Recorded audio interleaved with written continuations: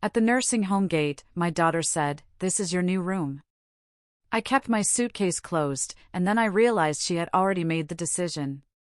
Not we. Not me. Just her.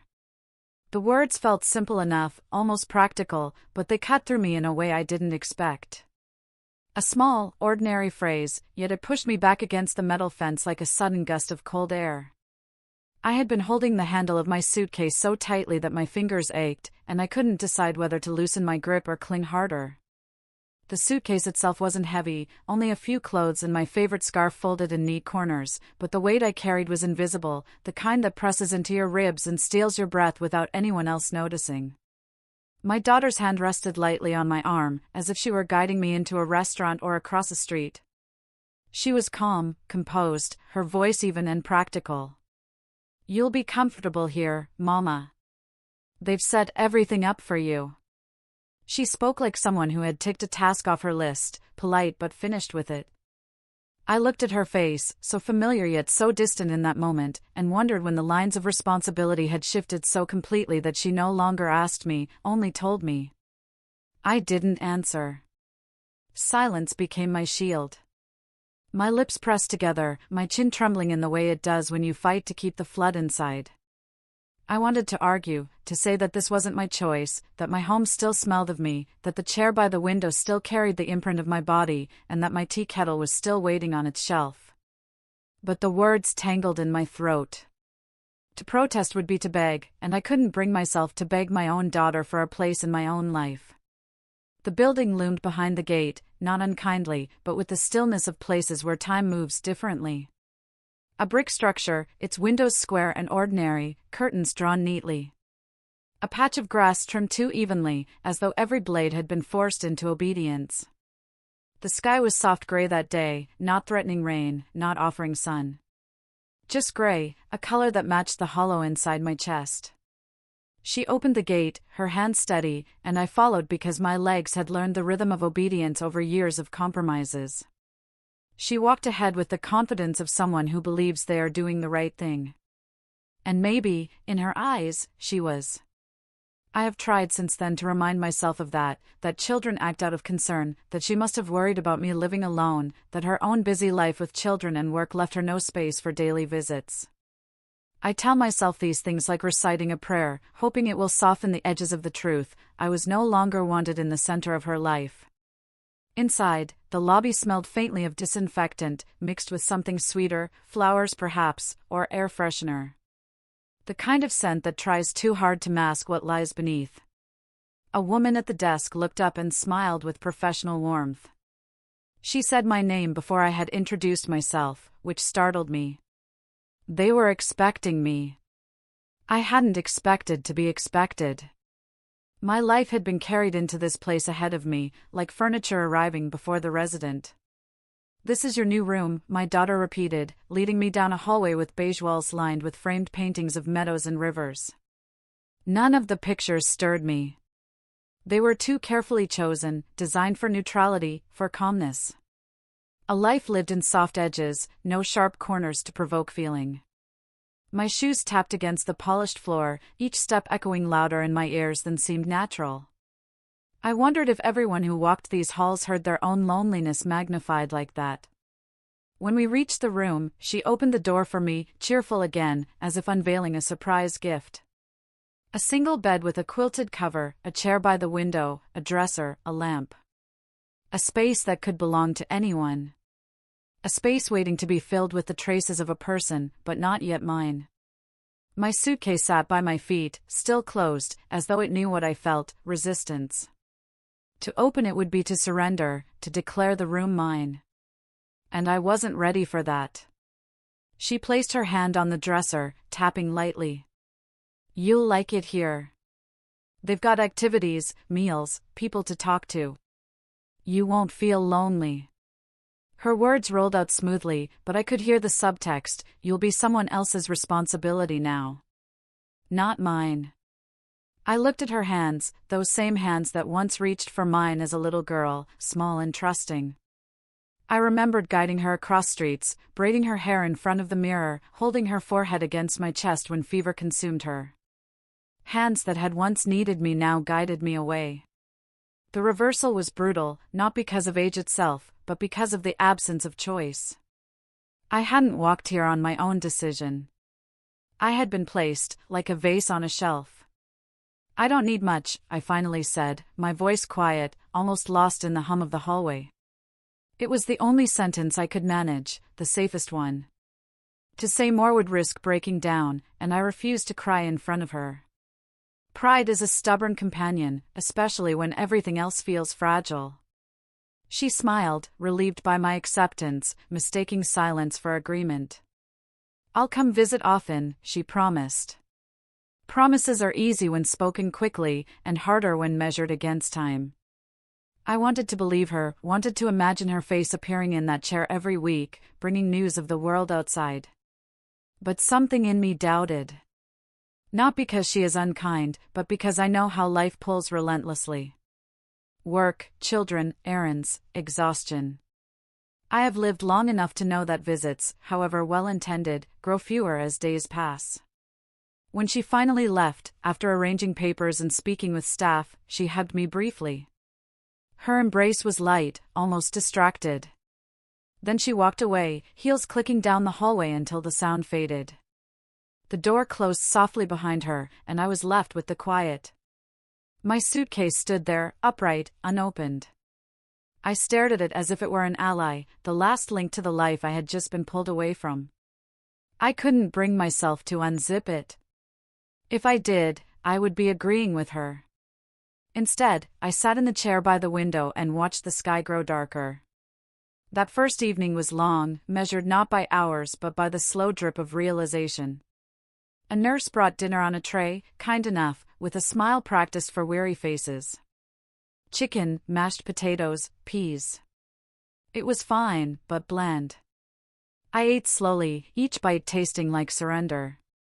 In my own kitchen, I would have added garlic, maybe a squeeze of lemon. Here, food was fuel, not joy. Later, I lay on the bed fully clothed, staring at the ceiling, my suitcase still untouched. I thought of my home, the creak of the wooden floor near the kitchen, the smell of my books, the plant on the windowsill leaning always toward the morning sun. I thought of the clock ticking steadily in the living room, the rhythm that had accompanied so many quiet evenings. I wondered if the silence there now was heavier without me. As night deepened, I told myself I would only stay a little while. Just until I regained strength, just until my daughter felt reassured. That was how I consoled myself. But deep down, I feared the truth. Once you are placed in a room like this, people stop expecting you to leave. They visit you here, not at your home. They address letters here. Your old address becomes a memory, a place for someone else to claim. And your suitcase, once the symbol of movement and choice, becomes nothing more than a container for the remnants of your life. I turned on my side, closed my eyes, and whispered into the darkness, "This is not my room." Not yet. It was the only way I could fall asleep, by insisting to myself that some part of me still belonged elsewhere, that my story was not yet sealed by 4 beige walls and a closed suitcase. The next morning, sunlight pushed itself weakly through the thin curtains, painting pale strips across the carpet. I had slept fitfully, waking often, listening to the muffled sounds of doors opening and closing down the hallway, voices drifting in and out like tides. Each time, I had reached out toward the suitcase beside the dresser, tempted to unpack, to surrender, and each time my hand had hovered in the air and then pulled back. I told myself I would keep it closed until I had a reason to stay. Breakfast arrived on a tray, porridge with a pat of butter already melting in its center, a slice of toast too neatly cut, and a cup of tea that smelled faintly metallic. A nurse named Lila brought it in. She had short hair tucked behind her ears and eyes that looked like they had grown used to seeing all manner of resistance and grief. She greeted me as if I were not a stranger but someone expected, her tone brisk but kind. "First night always feels longer than it is," she said, setting the tray on the small rolling table. I wanted to answer, but my throat felt thick. Instead, I picked up the spoon and stirred the porridge slowly. She didn't press me. That was her kindness. When she left, I ate because eating gave me something to do with my hands, and sometimes survival is no more than that, taking one spoonful, then another. Later, I wandered down the corridor, my slippers whispering against the linoleum. The walls were lined with framed prints of landscapes, fields, rivers, a mountain range I didn't recognize. They were the sort of pictures chosen not to offend, meant to be calming, but they carried no scent of wind, no hint of rain, nothing that made them alive. I paused at one of a lavender field, the rose painted an orderly purple, and tried to imagine myself walking there. But the air in the hallway was too clean, too artificial, and the imagining fell flat. In the lounge, a few residents sat scattered across the room. A television murmured in the corner, its volume turned low. A woman with neatly combed gray hair knitted with quick, sharp movements of her hands. A man in a cardigan dozed with his chin tucked to his chest. I sat in an armchair by the window, my body sinking into the cushion. Through the glass, I could see a maple tree standing alone on the lawn, its branches trimmed too carefully, as though even nature had been made to behave here. A voice startled me. "New, aren't you?" It came from the man beside me. His face was broad and lined, his sweater sagging at the elbows. He introduced himself as Arthur. I nodded. Yes. Just yesterday. He gave a small smile, not unkind.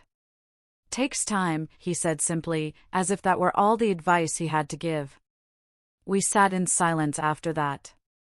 Yet his words lingered. Takes time. Time for what? For the anger to dissolve? For acceptance to harden in its place? For me to forget the rhythm of my own home? When I returned to my room, I called my daughter. The phone felt heavy in my hand, as though even reaching her required strength I wasn't sure I had. She answered quickly, her voice brisk, distracted. "Mama, everything all right? How was your first night?" I hesitated. It was fine. The lie sat sour on my tongue. The nurse is kind. I had porridge. "That's good," she said, relief spilling through her words. "I'll come by Friday with the photo albums. You'll like it there once you settle in. They have activities, people to talk to." I wanted to ask her if she had considered how it felt to be placed somewhere rather than choosing it yourself. But instead I said only, "Friday, then." After she hung up, I sat on the edge of the bed, staring again at the suitcase. Its zipper glinted faintly in the morning light, daring me to open it. Instead, I reached for the scarf lying on top, folded in soft squares of fabric. I pressed it to my cheek, inhaling the faint scent of lavender detergent, and quickly placed it back. Not yet, I thought. Not yet. The days that followed blurred at first.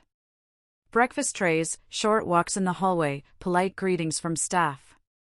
Each interaction was kind, but each one reminded me I was a guest in a place that was supposed to be home. On Wednesday, Lila left a small pamphlet on my bedside table. "Activities schedule," she explained. "Chair yoga on Tuesday, book club Thursday, crafts on Saturday."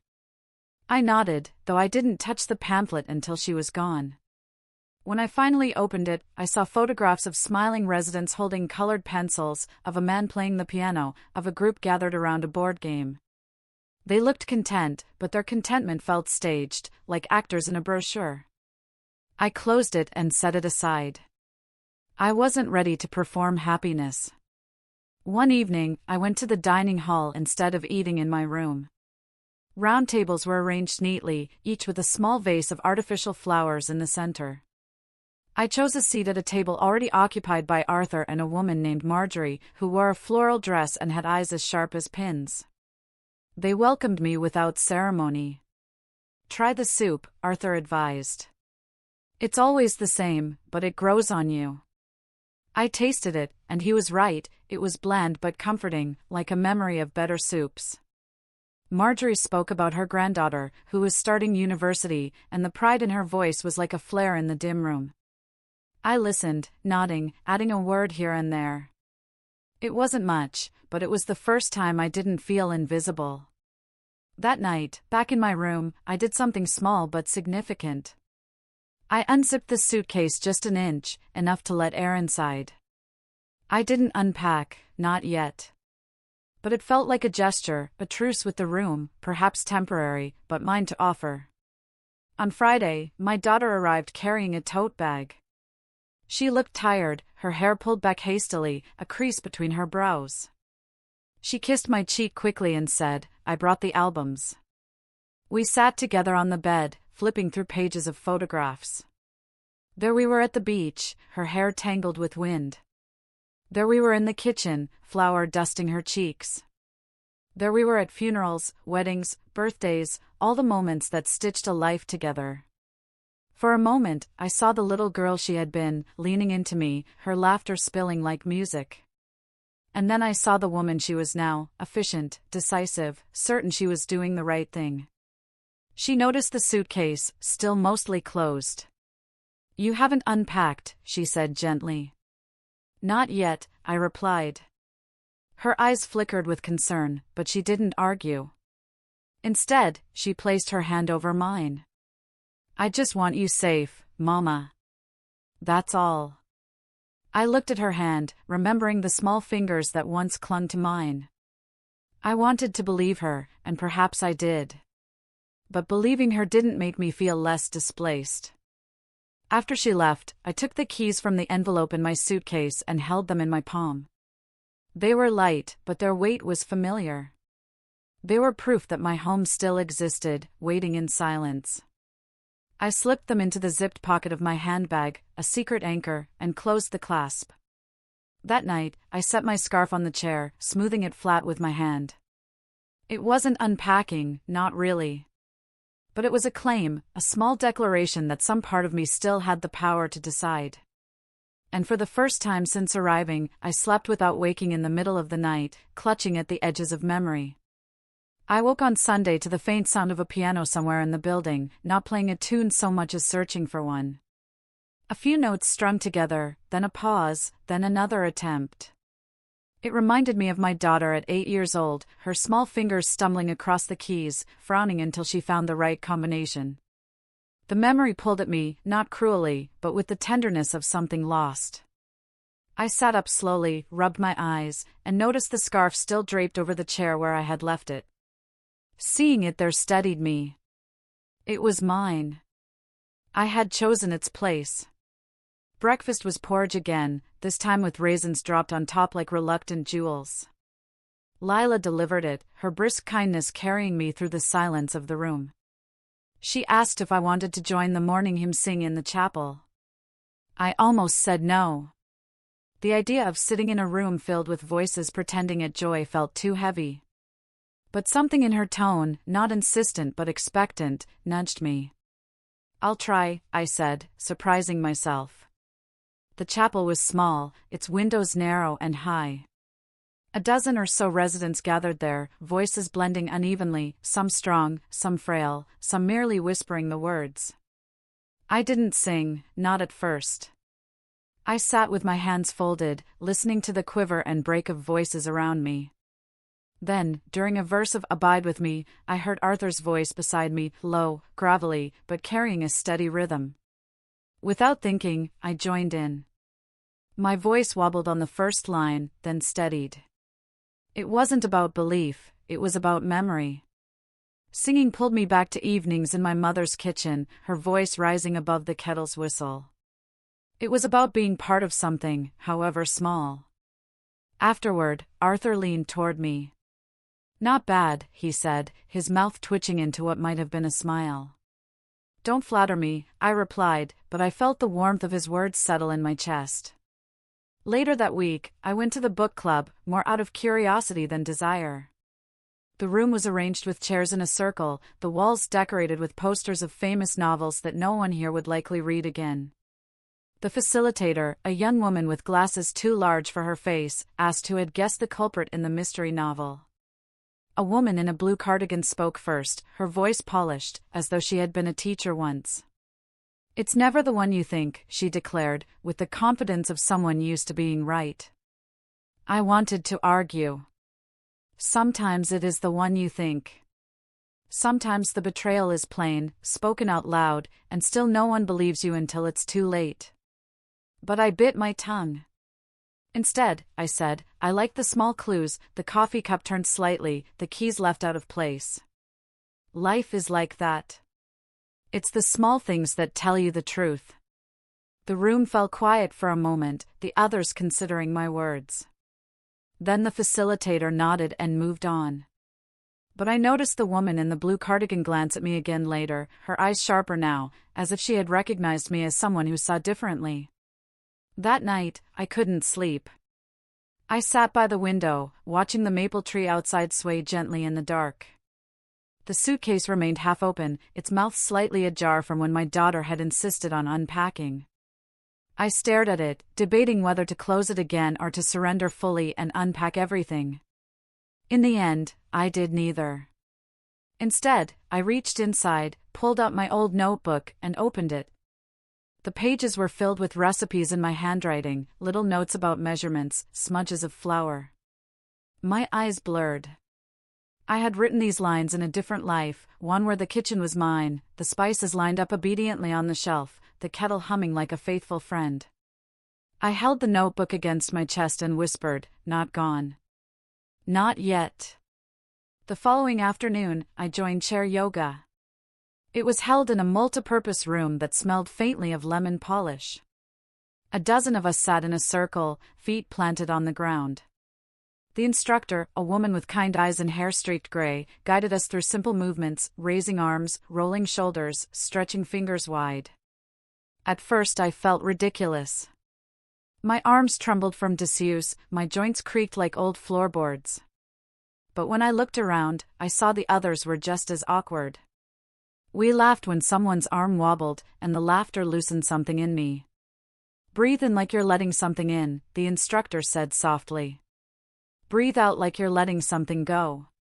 I inhaled, thinking of my old kitchen window and the air that used to drift through it, carrying the smell of wet earth and early sparrows. I exhaled, and for a fleeting moment I felt lighter, as though I had released something I didn't know I was holding. After class, Arthur asked if I wanted to join his team for trivia night. "We need someone who notices details," he said, his eyes twinkling with mischief. "I'll think about it," I replied, though I already knew I would. That evening, I took the bus into town. No one stopped me, no one asked where I was going. I had cleared it with the receptionist earlier, using the firm voice of someone who had always run her own errands. The bus rattled and hummed, carrying me past rows of houses, children on bicycles, a man sweeping leaves from his driveway. When we passed my old street, I turned my face away. I wasn't ready to look. Instead, I got off near the bakery where I used to buy almond buns. The smell of sugar and yeast drifted out the door, wrapping around me like a shawl. I didn't go inside. I walked instead to the hardware store and bought a small key ring with a leather tab, something I could find easily in my handbag. Then I bought a tiny flashlight, one that glowed bright white when I pressed the button. It wasn't much, but holding those objects in my palm gave me a sense of readiness, as though I were not entirely powerless. When I returned to my room, I slipped my house keys onto the new ring and placed them in the zipped pocket of my handbag. Then I turned off the lamp, clicked the flashlight on, and watched the small beam cut through the dark. I smiled at the absurdity of it, but also at the truth. Sometimes, survival begins with something as small as a light you can turn on yourself. Days grew into weeks. I began to notice the rhythm of the place, the shuffle of feet in the hall at 8 in the morning, the clatter of trays at noon, the murmur of television shows drifting from rooms in the evening. People began to nod at me in passing, and I nodded back. Small acknowledgements, but they mattered. Yet at night, when the building grew quiet, I would sit by the window, clutching the scarf, and whisper to myself, "This is not the end of me. Not yet." The first true quarrel came on an ordinary afternoon. The kind of day when the clouds sat low but didn't rain, when the air smelled faintly of dust and old leaves, when nothing particular was meant to happen. My daughter arrived after lunch, carrying a bag filled with small comforts from my house. She had that purposeful stride she always has when she's already decided what's best. She unpacked things without asking, my extra cardigan, my jar of hand cream, the little clock that once sat on my kitchen shelf. She set them in neat places around the room, arranging them like trophies of her good intentions. This way it feels more like home, she said, her tone too bright. I sat on the chair by the window, watching her. But it isn't home. She froze, hand on the dresser. Mama, we've talked about this. No, I said quietly, you talked. I listened. Her shoulders stiffened. She turned, her face tight with that familiar mix of frustration and worry. You can't be alone in that house. What if you fall? What if something happens and no one knows? I pressed my palm against the armrest, steadying myself. Do you think I haven't thought about that? Every day I've thought about it. But thinking about danger is not the same as giving up your life. Her voice rose, sharper now. It's not giving up, it's being safe. Don't you want me to have peace of mind? Don't you want your grandchildren to know you're cared for? I bit back the words that leapt to my tongue. What I wanted was for her to understand that being safe is not the same as being alive. That being cared for in the technical sense, meals delivered, blood pressure checked, sheets changed, was not the same as being loved in the way I had once been loved when my home was full of noise and choice. Instead, I said, peace of mind for you has cost me mine. The silence after that was heavy. She looked at me as if I had struck her. Her mouth opened, closed, opened again. Then she busied herself with the clock, winding it and setting it on the nightstand. The little tick filled the room, a steady reminder that time was moving whether we liked it or not. I come here because I love you, she said finally, her voice trembling. And I stay here because you don't trust me, I replied. She flinched. For a moment I wanted to take the words back, soften them, reassure her. But part of me was glad they had been spoken. They had lived in my chest too long. She left not long after, promising to return on Sunday. The door closed softly behind her, but the quiet it left behind was sharp as glass. I sat for a long time, staring at the clock she had set on the nightstand, its ticking like an accusation. That evening, I couldn't bring myself to eat. I pushed the tray aside, the smell of soup turning my stomach. Instead, I walked down the hallway, my slippers whispering across the floor. The lounge was half empty. The television flickered with a game show no one cared about. Arthur sat in his chair, his hands folded across his belly. You look like you've swallowed a storm, he said, glancing at me. I sank into the chair beside him. My daughter and I argued. He nodded, as if this were unsurprising. That happens. Kids want to save us, even when we don't ask. They think saving means controlling. His words rang too true. I turned toward him. And what do we do? Just accept it? He leaned back, eyes half closed. Sometimes. Sometimes we fight. Sometimes we just wait until they realize we're still ourselves. He chuckled, low and rough. It takes them longer than it should. We sat together in silence, watching the flickering screen. For the first time since I arrived, I felt less alone in my defiance. The next morning, I joined trivia in the dining hall. Arthur had saved me a seat at his table. Questions were read aloud, the kind designed to be easy but not insulting. Capital cities, famous paintings, old songs. I surprised myself by remembering more than I thought. When the host asked what year the Berlin Wall fell, I answered before anyone else. 1989, I said firmly, and Arthur grinned.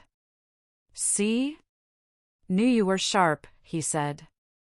The small victory warmed me. For a few minutes, I wasn't just a woman displaced from her home. I was useful. I belonged to a team. That night, I returned to my room with a strange mix of pride and sorrow. Pride for remembering, for still having a mind that worked. Sorrow that my daughter couldn't see me the way Arthur had just seen me, not as fragile, but as capable. Days passed in this rhythm, small engagements, small retreats. I attended book club again, offering quiet observations that earned me nods. I joined chair yoga, stretching my arms and laughing at myself when my balance wavered. I watered the snake plant on the windowsill, watching its leaves grow sturdier. Each small act was mine, chosen, and that mattered. Yet each evening, when the building settled into its quiet hum, I returned to the same thought: my daughter believed she had rescued me. But from what? From the kettle on my stove, the armchair by my window, the sound of sparrows outside my own door? No, she had rescued herself, from the fear of being responsible for me. And perhaps that was the cruelest part: she didn't see it as cruelty at all. She saw it as love. One Saturday afternoon, I walked into town again. The bus rattled and shook, and I sat by the window, gripping the leather tab of my key ring in my pocket.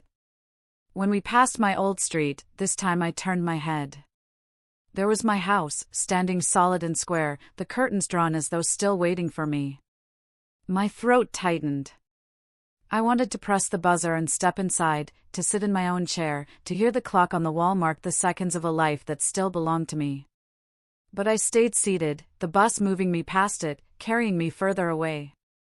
Back in my room that evening, I opened the suitcase fully for the first time.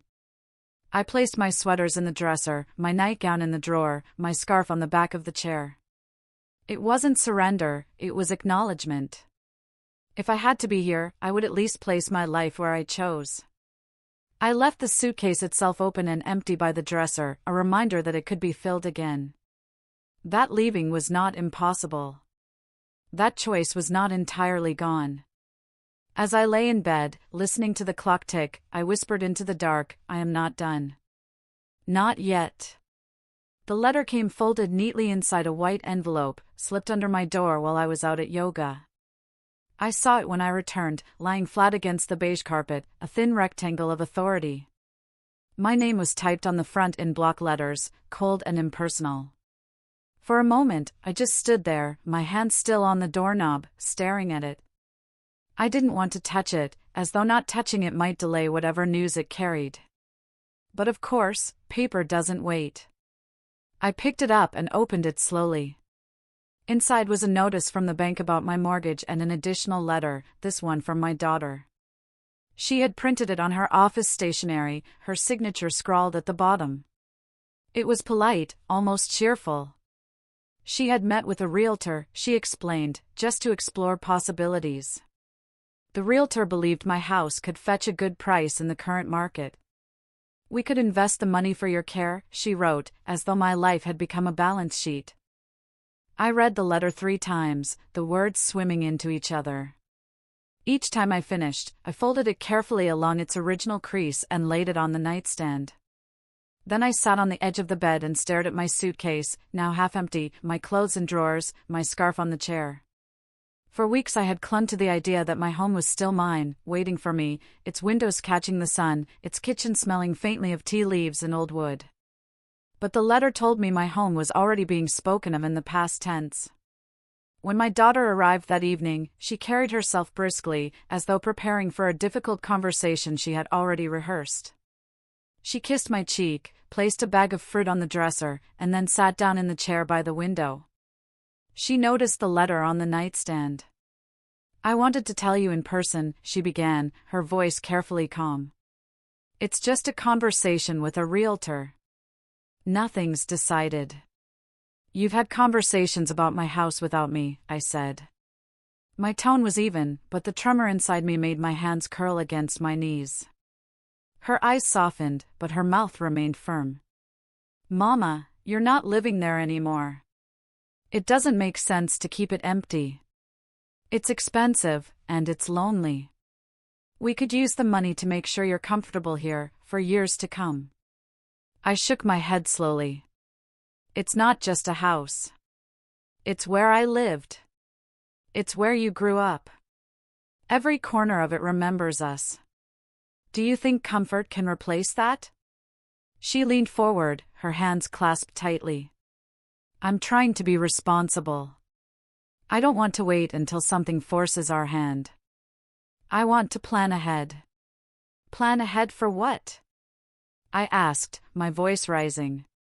For me to stay here until I die? For strangers to walk through my living room, to comment on my curtains, to erase the sound of our voices from those walls? Her eyes glistened, but she didn't look away. I want you safe. That's all. Safe? I laughed bitterly. You call this safe? Being placed in a room I didn't choose, waiting for meals I didn't cook, being watched over like a child? That's not safety. That's surrender. The silence between us was sharp. She pressed her lips together, searching for words. I turned away, unable to bear the look on her face, the mix of love and certainty that she knew best. When she finally left, the door closed softly, but the sound echoed inside me. I sat in the quiet until my eyes blurred. Then I picked up the letter again, read it once more, and tore it cleanly down the middle. The paper ripped with a sound that was both painful and satisfying. I tore it again, and again, until the words were reduced to scraps. I gathered the pieces in my hands, carried them to the small wastebasket by the dresser, and dropped them in. The gesture didn't change the truth, but it gave me back a sliver of control. That night, I couldn't sleep. I walked the hallways, passing closed doors, each one hiding its own story of displacement. In the lounge, I found Arthur dozing in his chair, a crossword folded on his lap. I sat down quietly, but he stirred and opened his eyes. You look like you've seen a ghost, he said. Worse, I replied. I've seen a realtor. He chuckled, low and rough. Ah. The vultures. They're selling my house, I whispered. He nodded slowly, his gaze steady. They try. But a house doesn't disappear just because someone else holds the deed. You still carry it with you. I wanted to believe him, but the ache in my chest told me otherwise. Carrying it isn't the same as sitting in it. Drinking tea in it. Hearing the clock tick in the living room. No, he said softly. But it's something. And sometimes, something is enough to keep you alive. The next day, I joined trivia again. I forced myself to go, needing the distraction. The question master asked about famous paintings, and I answered Van Gogh before anyone else. My voice rang louder than intended, startling even me. Arthur grinned, nudging my arm. See? Still sharp. The others at the table clapped politely. For a moment, I felt like myself again, not a woman being managed, but a woman who knew things, who could still contribute. That evening, I took my keys from my handbag and held them in my palm. The new leather keyring was warm from being carried. I closed my fist around it and whispered, "You're still mine." The keys pressed into my skin, leaving small indentations. Proof. On Saturday, I boarded the bus into town once more. This time, I didn't avert my eyes when we passed my street. I pressed the bell and got off. My heart pounded as I walked toward the house, the sidewalk uneven beneath my feet. There it was, my house, standing square and familiar, its bricks warmed by the sun, its windows reflecting the sky. The curtains were drawn, just as I had left them.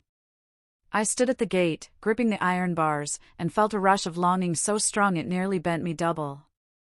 I didn't go inside. I couldn't. But I stood there for a long time, breathing in the air, imagining the scent of my kitchen, the creak of the floor, the comfort of the armchair by the window. Then I reached into my bag, pulled out the keys, and slipped one into the gate's lock. It turned smoothly, the sound crisp and familiar. I didn't push it open. I only turned the key, then pulled it out again. That was enough. Proof that I still held a piece of my life. Back at the nursing home, I placed the keys on the nightstand beside the clock my daughter had brought. The clock ticked steadily, indifferent. But the keys gleamed in the lamplight, a reminder that not everything had been taken from me. That night, I slept deeply for the first time in weeks. Sunday morning arrived quiet and slow, the kind of quiet that doesn't ache but steadies.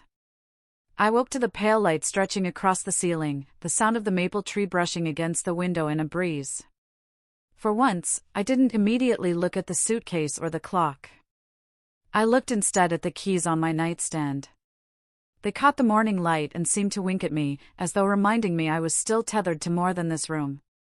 My daughter visited that afternoon.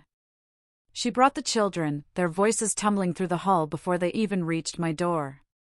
They carried drawings and chatter and the sticky sweetness of youth. My grandson climbed onto the bed without hesitation, his elbows digging into the blanket. "Grandma, tell us a story," he said. His sister echoed him, bouncing on her toes. And so I did. I told them about a time when their mother was their age and begged for a puppy, promising to walk it every day. I told them how she had marched into the kitchen with her fists on her hips when I said no, how she had drawn a picture of a dog and taped it to the refrigerator as a form of protest. The children laughed, wide-eyed, glancing at their mother, who shook her head but smiled. The sound of their laughter filled the room more completely than any piece of furniture could. When they left, my daughter lingered. She adjusted the scarf on my chair, her fingers smoothing it with absent tenderness. "Mama," she said quietly, "I know you're angry. I know you feel I've taken too much from you." I didn't answer at once. I studied her face, the lines of fatigue around her eyes, the determination in her jaw. She believed she had done right by me, and maybe in her way she had. But rightness and love are not always the same. "I don't want you to think of me as a burden you had to place somewhere," I said finally. "I want you to remember that I raised you, that I kept a home, that I'm still myself. Don't reduce me to safety. See me as I am." Her eyes filled. She reached for my hand. "I do see you," she whispered. And for the first time, I almost believed her. That evening, after the lights in the hall dimmed and the building slipped into its gentle hush, I sat by the window with my plant on the sill and the scarf around my shoulders. I held the keys in my hand, their cool metal pressing into my skin. I thought about my house, about the possibility that strangers might one day live there. And I thought about how memory doesn't need a deed or a mortgage. My house lived in me, in the way I stirred tea, in the smell of books that lingered in my hair, in the creak of my knees on cool mornings. The suitcase sat open and empty by the dresser. I didn't resent it anymore. It had done its job, it carried me here, and it reminded me for weeks that leaving was still an option. Now it simply waited, as we all do. Before I went to bed, I tucked the keys back into my handbag, zipped it closed, and placed it carefully in the nightstand. The sound of the lock clicking was gentle, but it rang inside me like a vow. I turned off the lamp, lay down, and whispered into the dark, "This is not the room they gave me. This is the room I have made mine." And with that, I closed my eyes, not surrendered, but steady.